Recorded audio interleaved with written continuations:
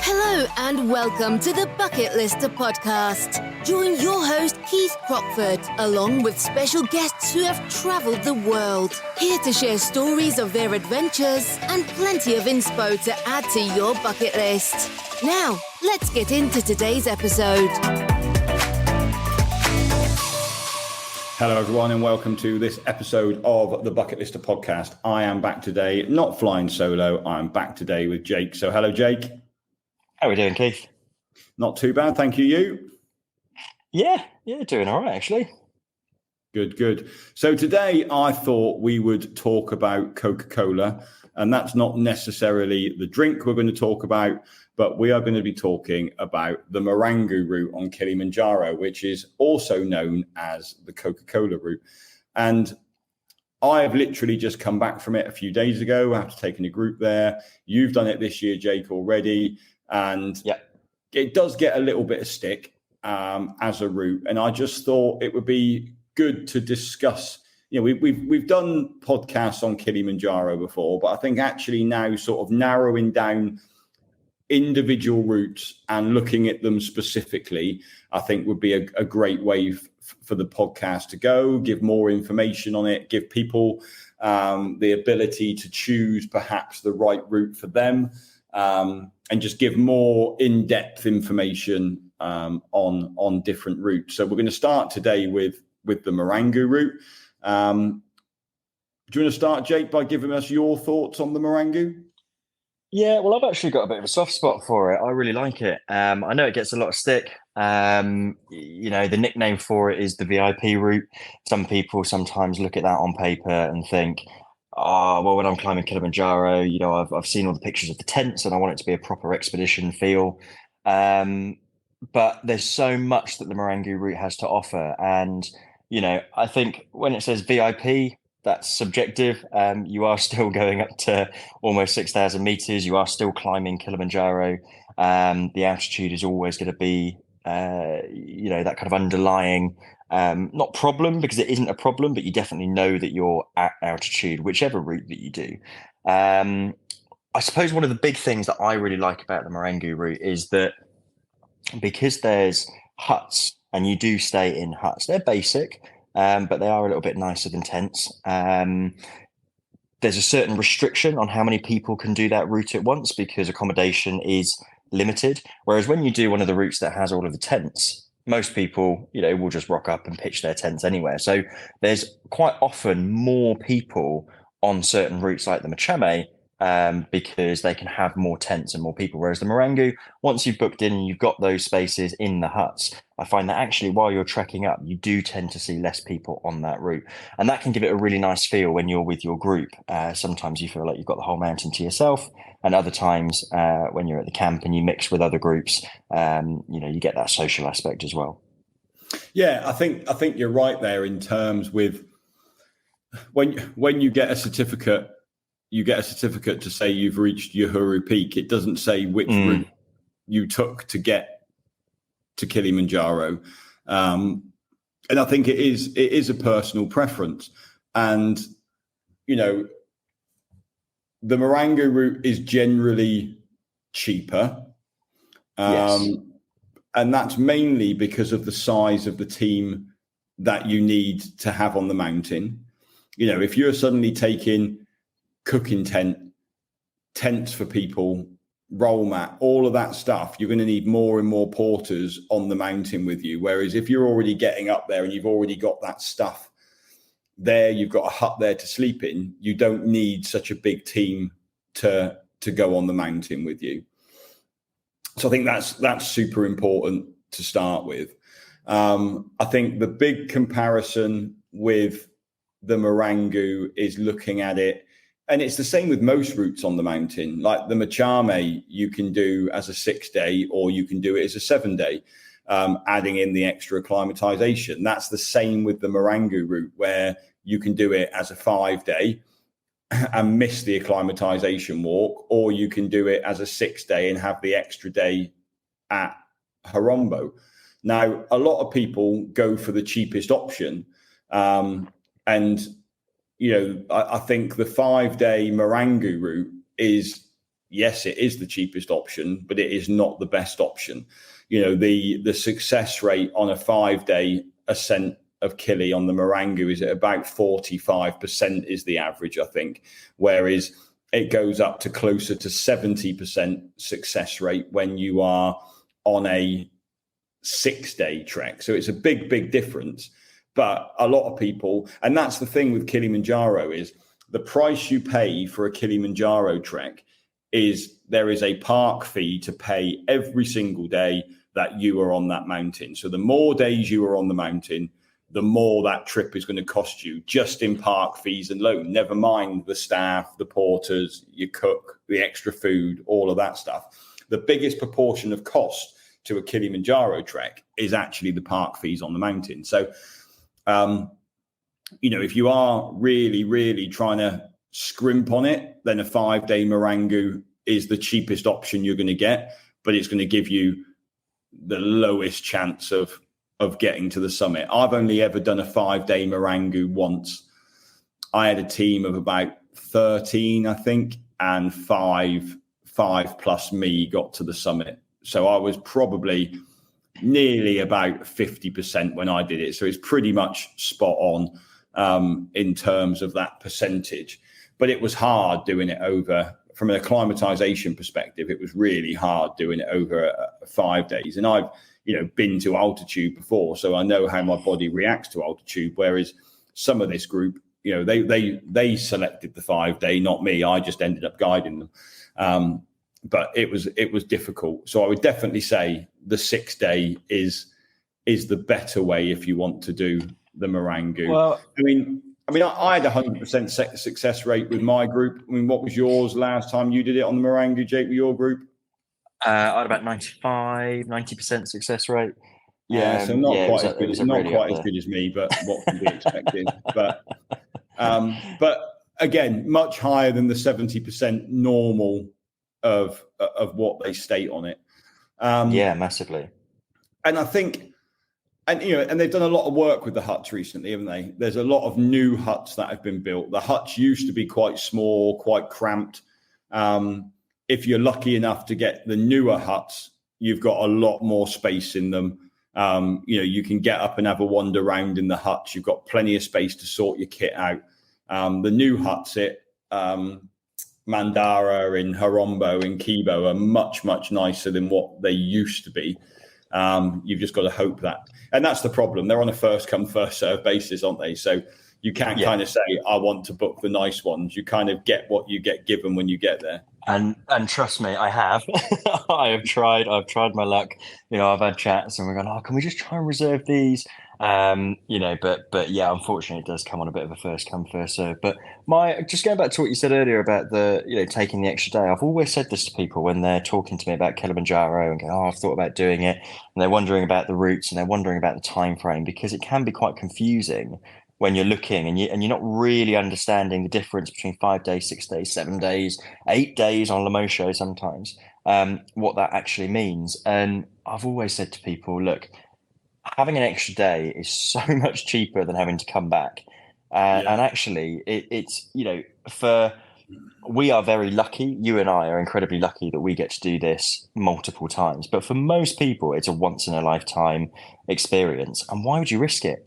Why would you risk it? I would do every single thing I can to give me the highest chance of success. And actually for some people, that's going to be a case of they will get a better night's sleep in a hut than they will in a tent. And because they're getting more sleep, they're more rested and therefore they're fitter and their recovery time's better. So those are a couple of things to think about as well. Yeah, I think you're right. I think, this is a one-off opportunity for most. And I think, as a company, we are not the cheapest. And I had this conversation with lots of the clients that I was away with last week, because I was really interested in why did you book with Bucket List Company? Because people do research, they look at what they're, they look at lots of, there are lots of companies offering Kilimanjaro, let's be honest. And they were just like, you guys seem to know what you're talking about. Like your success rate is very good. Like your testimonial. 96%. Yeah. Across all of our trips. It's going to push it up this year. I think I've helped that. You probably lessened it a bit, but I've given it a bit of a boost. There you go. But they've got lots of good testimonials from people who were saying how amazing it was. And ultimately, if you are, like we said, if you are spending that much money, why are you going to try and scrimp on like a couple £100? Like, and I think, again, one of our USPs, you don't have to book with us with a UK guide, but one of our USPs is that there are a lot of trips that do have one of us on them. And it's surprising how much work as a UK guide you do on a trip. Like, we're not. Yeah, I mean, probably not surprising to you and I, because we've been doing it for quite a long time. But I think to people who don't necessarily understand, and when they first kind of come in and they go, oh, actually, there is a lot that gets done that really smoothens that experience. Yeah, and I think, and it's really silly things, isn't it? Like where we stay before and after our trips in Kilimanjaro is really nice. Like a lot of tour operators, you will go and stay somewhere for one night before your trip, one night after, and then you fly home. Whereas we do 2 nights before and 2 nights after, and then the trip in the middle. Because I think that acclimatization process and just getting used to being in country and it being different and everything else, you can't do that in one night. I don't think it's just about acclimatizing physically as well. That's such a big part of it. But, staying where we stay, obviously you're still quite low. You're not going to start acclimatizing better to the altitude. But I think there's a couple of big reasons why I love the way that we do it. Is one, you're not just going there to climb Kilimanjaro. You're actually getting to experience the country. You're getting to take in the culture, the local communities. We've got such a great relationship with our team. You went to one of the schools that we've been going to for years now. There's a city tour of Moshi, or is it a town tour of Moshi? There's all of those things. But I think mentally, having 2 days at the beginning to be able to sort your kit out, have a briefing, chat to the guides, really psych yourself up for the trip, means that you're so much more relaxed and prepared for it, rather than flying in and suddenly before you know it, you're on a mountain and then you're trying to acclimatize, and then and it just, for me, it just feels a little bit like a whirlwind. And also, I never like the idea of just turning up to a country, ticking the box and then going. I actually kind of feel like I want to see the country I'm going to. And let's be honest as well, it's not a 3-hour flight, is it? To get to Kilimanjaro. Like, it takes some time to get off that plane and recover yourself again, get hydrated again, get some food inside you, have some sleep and rest before you start your trek. Like, you don't want to be flying, sleeping, trekking the next day. That's not really a great start. And it is a long flight, and it's a big, unfortunately, there's no way around it. I mean, unless you want to go back, back to the olden days and get a boat somewhere and have it all like that. But that would take even longer. But actually, your podcast the other week about tips for long haul flights, I think is really valuable for people to listen to if they have got one of those flights coming up. But the reward at the end of it is so worth being in a seat for 8 hours or whatever it is on that one leg of the flight. Yeah. So let's look at the Marangu route to start with. So day one, generally you're going to drive to the Marangu gate, and we say this to people all the time, and I always give it in my briefing the night before. Like, you're going to have 2 hours of faff when you you're not going to get to the gate and then start trekking straight away. Like, the porters need to be sorted. They need to weigh the porters in. You've got to sign in. Permits have all got to be sorted. So actually, you're probably there, aren't you, for about 2 hours, just sort of waiting before you actually start the trek. Yeah, there's always a little bit of admin when you get to the gate. One of the things that you'll do is you'll be given your lunches. With our crew anyway, they'll provide lunches for you, some water, some like a pack up. So you'll get all of that stuff sorted and into your bag. And whilst you're doing that, the guides are going off and taking care of all the sign in and the admin. As part of the process on Kilimanjaro, you register as you go through the camps. So you will sign in if you like. Now, one of our guides will do that for us to make it nice and easy. But that's just so that they can keep a track of who's on the mountain, how many people are on the mountain, and obviously making sure that when you sign out at the end, it's the same number of people, and you haven't stayed up there at Horombo dancing and singing. So yeah, there's always a bit of faff at the gate, and I find it's always quite amusing because obviously the bus ride, everyone's raring to go, and then you get to the gates and everyone's still raring to go, and you have to sort of just hang around. It's a little bit like at the horse races where everyone's really ready to start going. Yeah. and then the weirdest thing about trekking is that when they finally go, okay, go, is you then start walking. You've had all this adrenaline, but there's no sprinting. There's no nothing like that. You just begin your walk through the gates. But what an amazing way to start it, because straight away you're in with the monkeys and the jungle and quite through the rainforest.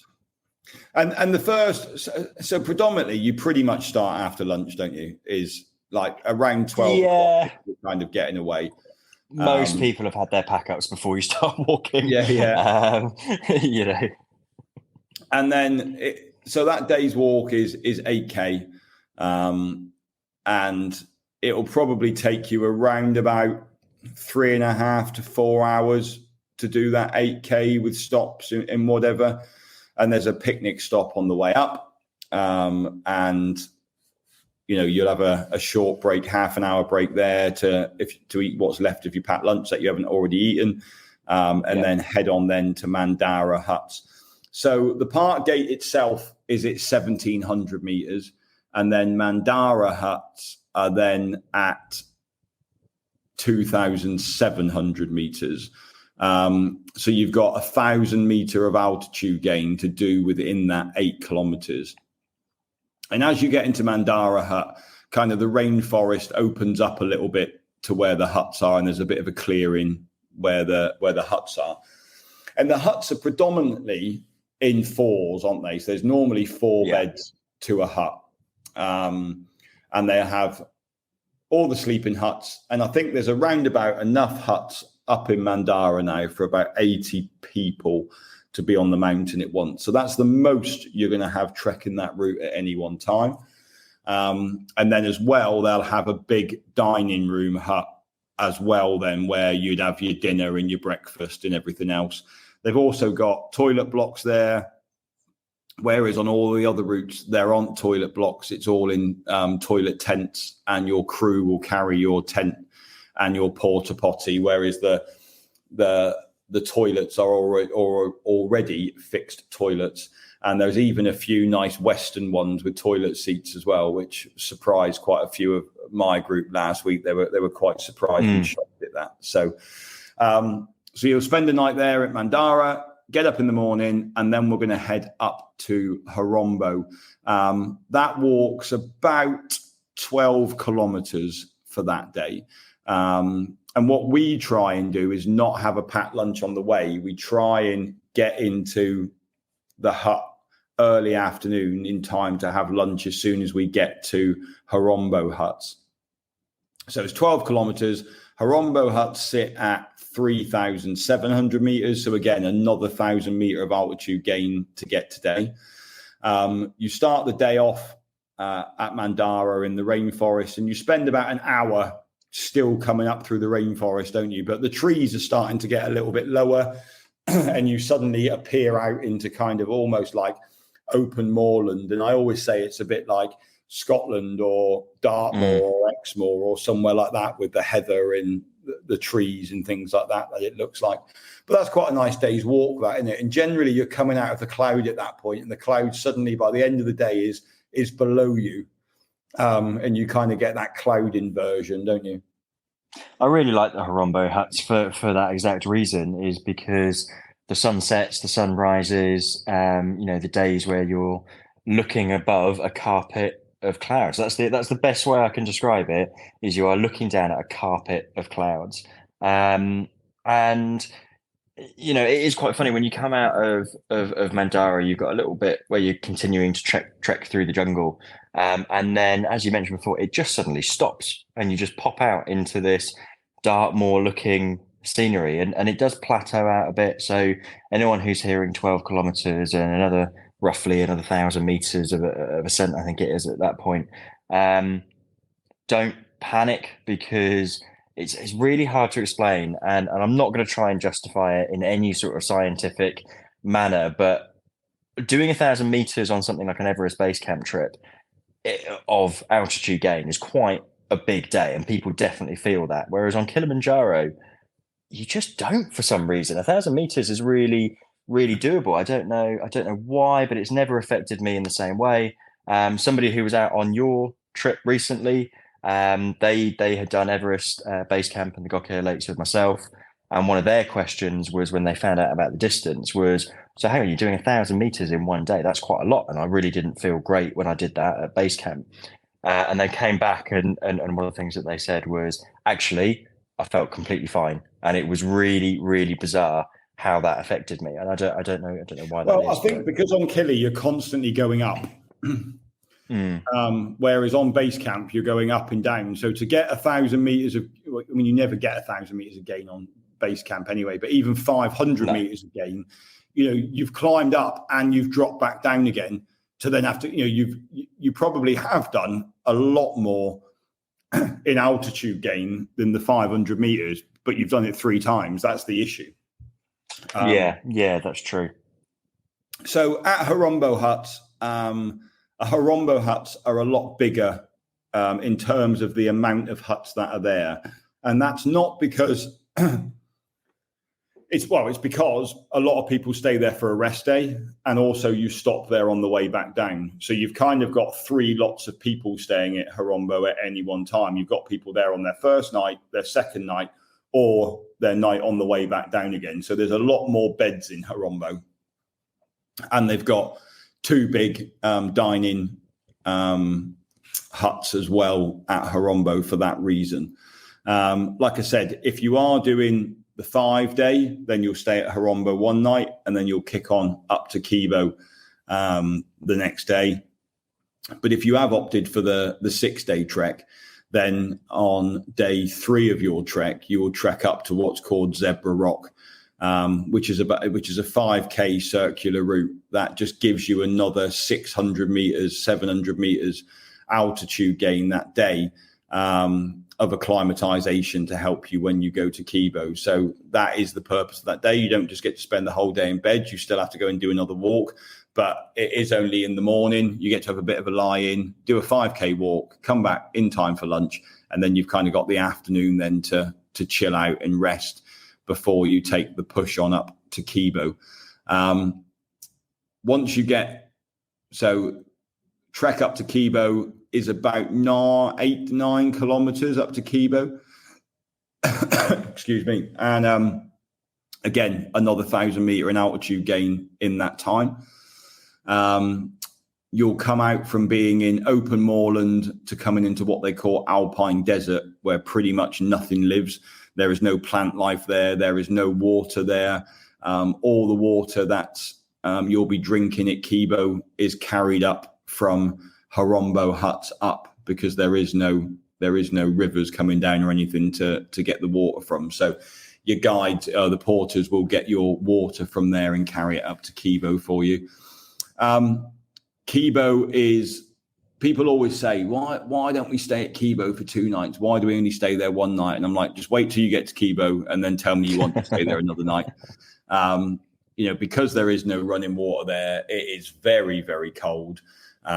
And you haven't really got time to rest there, have you? Yeah, it's strange because it's both very, very cold, and also it can be incredibly hot at the same time. When the sun disappears and it starts to get into the evening, it can be incredibly cold, and you're definitely grateful of your jacket and your big sleeping bag. But middle of the day, when you're out because of how high you are, the sun exposure. It can be roasting, and it's not somewhere that I would particularly want to spend a lot of time. I will reference it. I know we're not talking about base camp. It's not on the same level as Gorakshep. I'd say it's a little nicer, but it's around about that type of vibe. I mean, it's possibly the worst toilets at Kibo, isn't it? Like the toilets on the whole route, yes, on the whole route. But the beauty with the Marangu route is you do have quite a lot of Western loos. If you do opt for any of the other routes, they will be Portaloos. Or if you haven't decided to splash out the extra, $100 or whatever it is as a group, then you'll be using communal loos. And I promise you, on the Machame route, those are far worse than anything on Marangu. So we'll get into Kibo around lunchtime, have an early lunch, and then you've kind of got 3.5 hours then, I'd imagine, to kind of go and start sorting your stuff out, having some rest and getting ready. And then generally we'll have a dinner at around 5 o'clock in the evening. And then we're looking to wake you up at about 11 o'clock at night. So again, once you've had your dinner, you've had the brief. I like how you say wake you up as well. Assuming you've managed to get some sleep. Really, I did it. Well, actually, it was last year, and obviously we trekked up from Horombo. We'd had lunch. We'd then had the whole afternoon to rest, but I was working with YT and we were sorting stuff out, so I didn't get the chance. And then after dinner, for some reason, I couldn't sleep. And what I will say to people is do everything you can to get that rest. If you can't sleep, just try and rest. But yeah, having done it with no sleep, it was definitely hard. It's hard, yeah. So you get woken up, you get told it's 11 o'clock, however you want to say it. And then kind of we go in at 11:30 for some hot drinks and some snacks before we then going to head off at midnight up to the slope to get on to Gilman's Point. You're looking at anywhere between 6 and 8 hours to get up to Gilman's Point, depending on how fit you are, how you're coping with the altitude.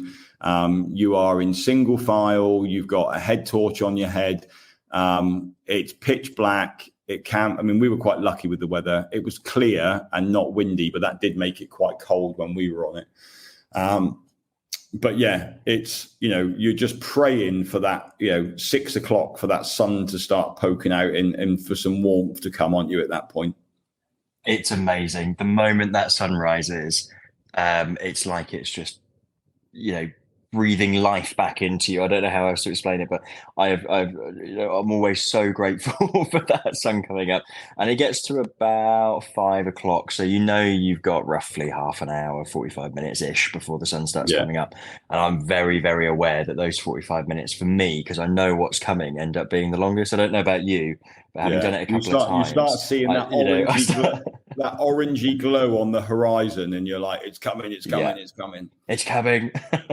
And then you get up to Gilman's Point, and from Gilman's Point, you can kind of see across the crater rim. You can see Uhuru Peak, but that is another hour and a half, 2 hours away. But it's not all that steep. But at that point, you are just tired, and it feels like a long way away. You have done the bulk of the ascent straight out of Kibo. That's one thing that I don't think people fully, you can't really comprehend until you're there, is when you get to Kibo and you're looking at the route, it's very hard to pick out the route that you'll be taking. And then as you start walking towards it, you then obviously see the path and it all makes sense and you zigzag your way up. But you are going up and up and up and up for about 8 hours. I don't think you get a true appreciation of that until you actually come down the way you came up. And that's what all my guys because I think actually the benefit of doing, there's lots of benefits. One of the benefits of doing it at nighttime for me is that you can't see what you're going up. And actually psychologically that makes a big difference, because I tell people just focus on the person in front of you, just make sure you're placing your feet properly.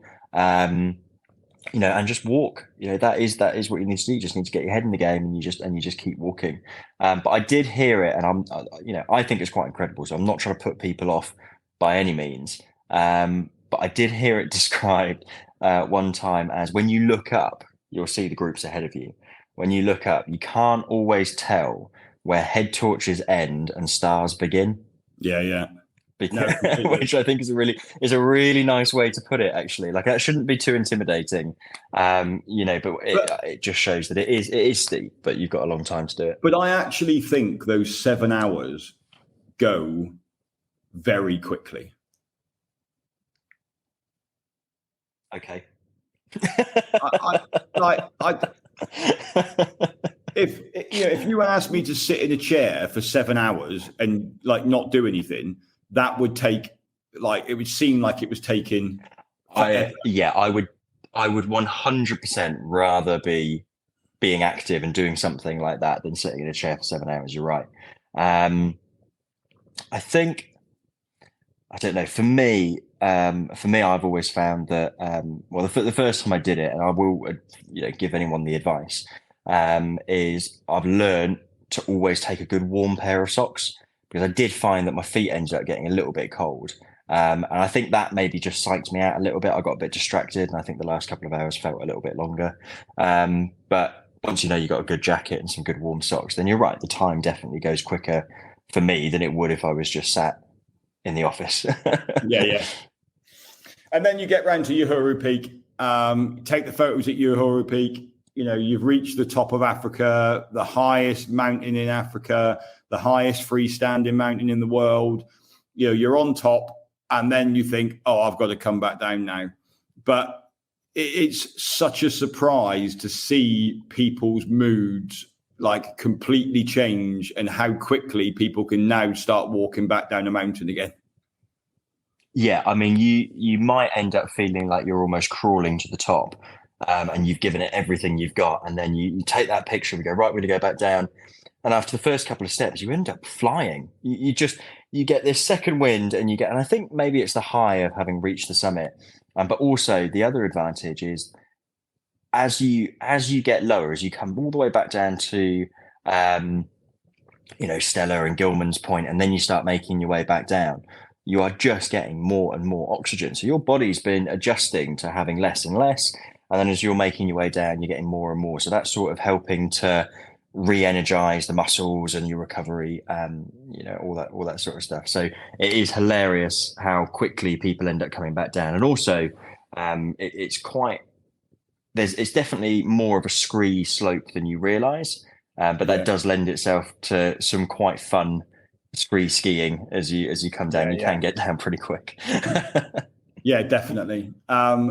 So we get back down to Kibo Hut, and depending on timings, how long it's taken you to get up, how long it's taken you to get back down to Kibo, you might have a bit of extra time to get in your sleeping bag and have a few hours rest before you then start walking back down to Horombo again.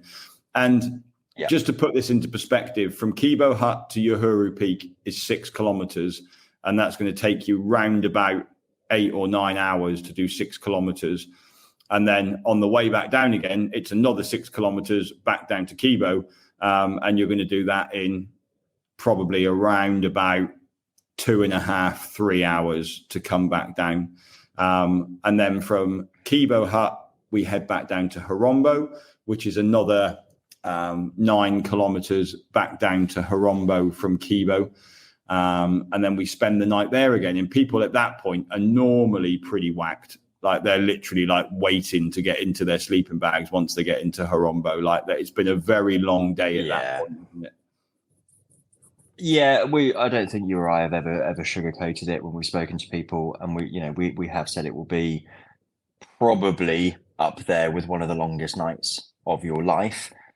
But I would also hope that we're up there with one of the most rewarding.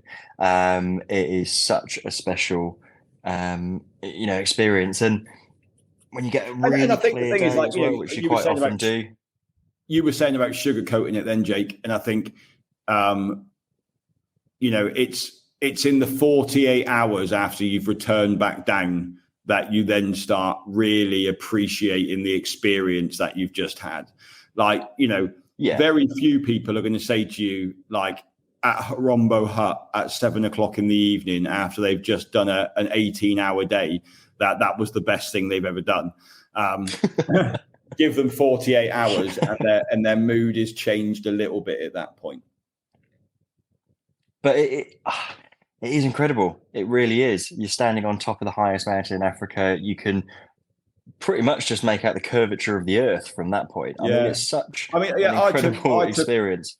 I took a photo of the sunrise from Gilman's Point, and you can really see the curvature of the earth from that photo. It's a pretty special photo.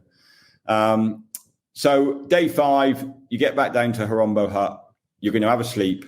You're going to get into your sleeping bag and probably have one of the best night's sleeps you've ever had. And then you're going to get up in the morning. And unfortunately, you've then got another 21 kilometers then to walk down and get back down to the Marangu gate again. But the positive which doesn't take you anywhere near as long, actually. No.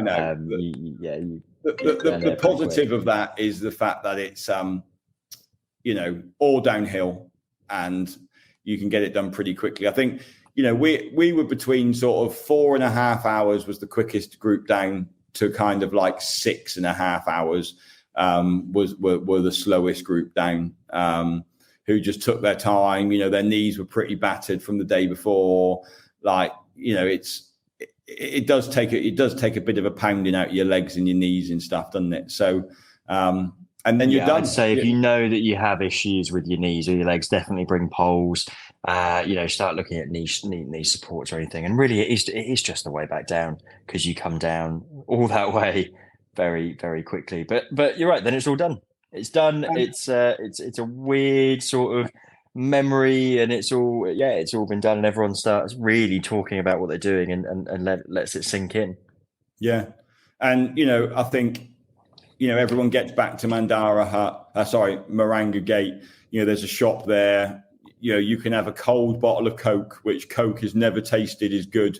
And then, the beers start and people start having. I was going to say, are you trying to tell me that when you get back, the first drink that you go for is a Coke? Yes. Or does it really? Okay. Yes. I would have thought everyone would be straight in for a bottle of beer. No, Coke first, then a beer after. That's. I've always been a Coke first kind of guy. That's the protocol. That's the protocol. Yeah. I think that's kind of the Marangu route as a whole, and we've just kind of gone through it in sort of 35 minutes in discussing it. The main negativity that people seem to give to the Marangu route is the fact that you go up and back the same way, which is the only route that you actually do that on the mountain. Yeah. I say to people, like, when you're thinking about choosing a route, that might be an important issue for you. But once you have hit that summit, you don't care which way you are coming down that mountain. Like, you're climbing that mountain. You want to get to the summit of that mountain. And actually, when you get to the top, if there was a way back down that was half the distance, you take it tomorrow. Like, it makes no difference which way you're coming down. You literally would like to get back to your hotel and have a shower and probably have 2 showers. And then you want to get to the bar and have a beer. Yeah. When I did the Machame route, there was only one person in that whole group that was, really genuinely appreciative of coming down a different way. Everybody else was saying, get me down and let me have a shower. Yeah, I think it's so, from my perspective, like, I completely understand people who want to go and do the camping. Like, we had really good weather for our one. As we were coming back down from Horombo down to we were coming down from Horombo back down to the gate. Like, we had rain. The gate, yeah. We had rain that day, and we got pretty wet. But everyone was kind of like, do you know what? Like, we finished now. It really doesn't matter. But there was a big group taking off from the gate going up, and they were going to have a very wet first day. And for me, and everyone in the group was like, A, I'm glad that's not us starting now. But B, I would much rather have got into one of those huts and taken my wet stuff off and tried drying it rather than be able to hang them up. Hang them up. Yeah, that's the big thing. You've even got a little veranda outside where you can leave stuff to dry outside the huts and stuff. So, and they were like, if you're in a tent with another person, like, and I think, for some people, like if you are used to lots and lots of camping, it isn't a problem. But for a lot of our guests, this is, Kilimanjaro sometimes is the first time they've ever done anything like this. And actually, by having toilet blocks, by having the huts, like it just takes away some of that worry from them before they even start thinking, what's it going to be like staying in a tent? What's it going to be? Where am I going to be eating? How am I going to dry something? Like all that apprehension's gone by ticking the Marangu route off to start with. Yeah, definitely.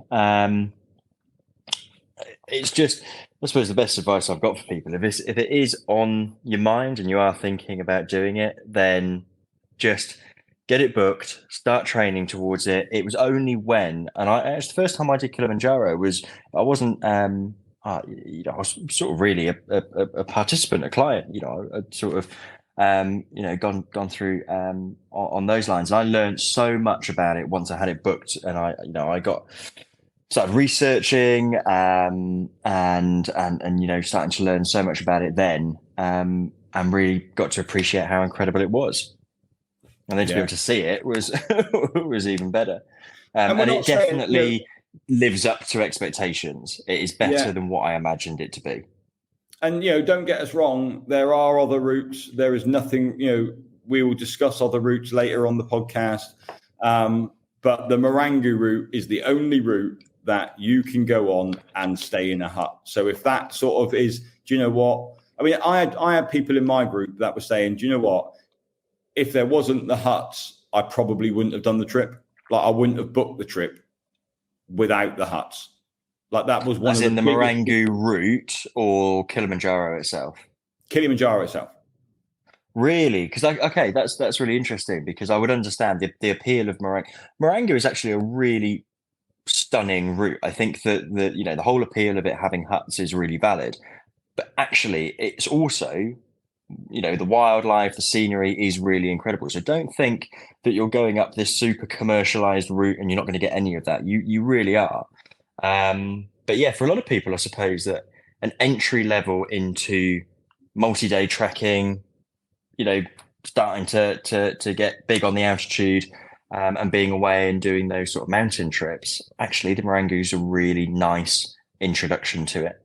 Yeah, you get a mattress, you get a pillow, you just got to put your sleeping bag down. Job's a good one. Jobs are good. There you go. Right. Well, everyone, Jake, thanks ever so much for coming on today and chatting with me about the Marangu route. Thank you. We are at opposite sides of the world at the minute. Where are you at the minute, Jake? I am in Ras Al Khaimah, in the Middle East, in the UAE. And I am in Gozo, just out on the island next to Malta, about to go scuba diving. So we couldn't be too, we've got Africa in between us, really. Basically have, yeah. And so if you have got Kilimanjaro on your bucket list, and you've listened to this and you've thought about the Marangu route and want to have a little bit look into it a little bit more, I will put links into the show notes to show you our trip and also some of our other blog posts and stuff that give you a bit more information on Kilimanjaro itself. Thanks ever so much for listening today, and we'll be back next week with another episode of the Bucket Lister podcast. Goodbye. Thanks for listening to this episode of the Bucket Lister podcast. Be sure to click follow to be alerted for next week's episode. For more travel inspiration, check us out at www.thebucketlistcompany.co.uk or follow us on socials. See you next time.